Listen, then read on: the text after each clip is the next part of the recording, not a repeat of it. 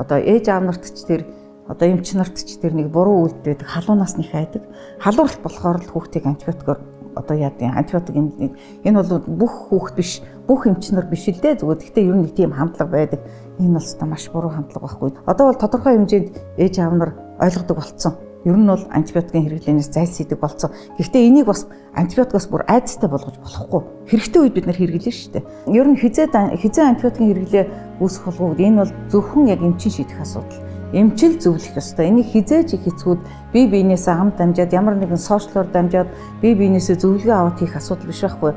Антибиотик байхгүй юм. Тийм учраас антибиотик гэдэг юмыг бид нар тийм дураараа хэрэглэх заалт биш байхгүй. Өнөөдөр халуурахад маргааш эмчт очихыг би буруу гэж байгаа юм биш. Энэ бол зөв. Тэр ээж аав нар санаа тавьж ин. Гэхдээ тухайн үед бид нар шууд одоо хүүхд халуурлаа гэд ирэхэд л одоо эмийн эмчилгээгээр одоо тэр хүүхдийн дархлаа тэр өөрийнх нь өрнөж байгаа процессыг дараад байх хэрэггүй л байхгүй.